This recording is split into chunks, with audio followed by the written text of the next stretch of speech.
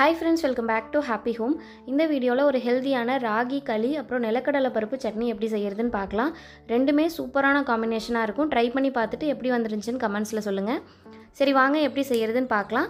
ஒரு டம்ளர் ராகி மாவு எடுத்துர்க்கேன். Instant ragi mix தான், கடையில பாக்கெட்ல வாங்குனது தான் எடுத்துர்க்கேன். ஒரு சாஸ்பேன்ல ஒரு 2-3 டம்ளர், ஒரு டம்ளருக்கு 3 டம்ளர் தண்ணி எடுத்துக்கலாம். அதை லேசா சூடு பண்ணிட்டு உங்க குக்கர்ல செட் ஆகுற மாதிரியான ஒரு பாத்திரத்தை எடுத்துக்கோங்க. அதில் எடுத்து வச்சிருக்கிற இந்த ராகி மாவை சேர்த்து நம்ம சூடு பண்ணி வச்சிருக்கிற தண்ணியை இது கூட சேர்த்து நல்லா கட்டி இல்லாமல் கரைச்சிக்கலாம்.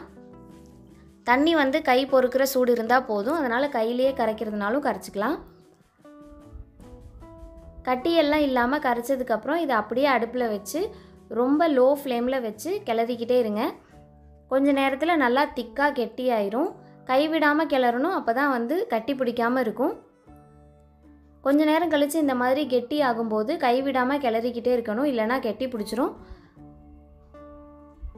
இந்த பதத்துக்கு வந்ததுக்கப்புறம் அடுப்பை ஆஃப் பண்ணிவிட்டு இதை தனியாக வச்சிடலாம். நீங்கள் எந்த குக்கர் யூஸ் பண்ணுறீங்களோ அந்த குக்கருக்கு செட் ஆகிற மாதிரியான ஒரு பாத்திரத்தை எடுத்துக்கோங்க.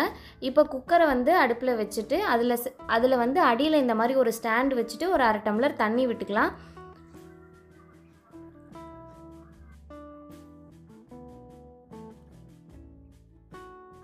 நம்ம ரெடி பண்ணி வச்சிருக்கிற ராகி களியை இதில் வச்சுட்டு இதை க்ளோஸ் பண்ணுற மாதிரி ஒரு மூடி போட்டு மூடி வச்சிடலாம்.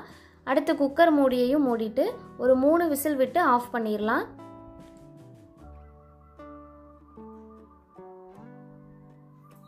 இப்போ இதுக்கு பெஸ்ட்டு காம்பினேஷனாக நிலக்கடலை பருப்பு சட்னி எப்படி செய்கிறதுன்னு பார்க்கலாம். வேர்க்கடலை சட்னி. வேர்க்கடலை எப்போவுமே மொத்தமாக வறுத்து வைக்காதீங்க. அது தேவைப்படுறப்போ கொஞ்சம் கொஞ்சமாக எடுத்து வறுத்துக்கிட்டோம் அப்படின்னா ஃப்ரெஷ்ஷாக இருக்கும், டேஸ்ட்டும் சூப்பராகவே இருக்கும். எந்த பொருளுமே வறுக்கும்போது இந்த மாதிரி தானியங்கள் வறுக்கும்போது மீடியம் டு லோ ஃப்ளேம்லேயே வச்சு வறுத்துக்கோங்க. அப்போ தான் கலர் மாறாமல் இருக்கும், அதே மாதிரி கருகி போகாமல் இருக்கும். கருகுச்சுன்னா டேஸ்ட் மாறி போயிடும். இந்த அளவுக்கு வறுத்ததுக்கப்புறம் இதிலேருந்து தோலெல்லாம் நீக்கிக்கலாம்.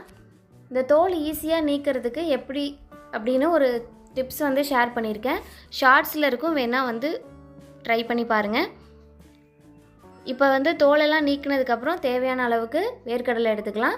இது கூடவே ஒரு 2 பல் பூண்டு, வரமிளகா, அப்படி இல்லைன்னா பச்சை மிளகாய், ரெண்டுத்தில் எது வேணாலும் எடுத்துக்கலாம். இது கூடவே இந்த டிஷ்ஷுக்கு தேவையான அளவுக்கு உப்பு, அப்புறம் புளிப்புக்கு தேவையான அளவுக்கு புளி கொஞ்சம் தூக்கலாக சேர்த்தோம் அப்படின்னா டேஸ்ட்டு சூப்பராக இருக்கும். கருவேப்பிலை சேர்த்துருக்கேன், வேண்டாம் அப்படின்னா ஸ்கிப் பண்ணிக்கலாம். இப்போ இதை எல்லாத்தையும் நல்லா அரைச்சி எடுத்துகிட்டு வந்துடலாம். இதில் கொஞ்சம் தண்ணி நிறையா விட்டு இந்த களி கூட விட்டு சாப்பிட்டோம் அப்படின்னா டேஸ்ட்டு சூப்பராக இருக்கும். சட்னி சூப்பராக ரெடி ஆயிடுச்சு. களியுமே விசில்லாம் அடங்கி ரெடி ஆயிடுச்சு. இதை உடனே எடுத்தோம் அப்படின்னா கையில் ஒட்டிட்டு தான் வரும். கொஞ்சம் ஒரு 1 மணி நேரம் நல்லா ஆற வச்சதுக்கப்புறம் இதை சர்வ் பண்ணலாம்.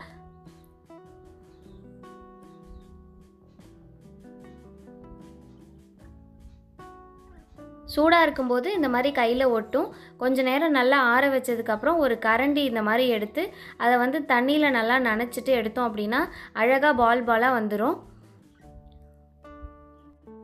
இதே மெத்தடில் கம்மங்கூழ் எப்படி செய்கிறது அப்படின்னு சொல்லி வீடியோ அப்லோட் பண்ணியிருக்கேன். உங்களுக்கு வேணும்னா ட்ரை பண்ணி பாருங்கள்.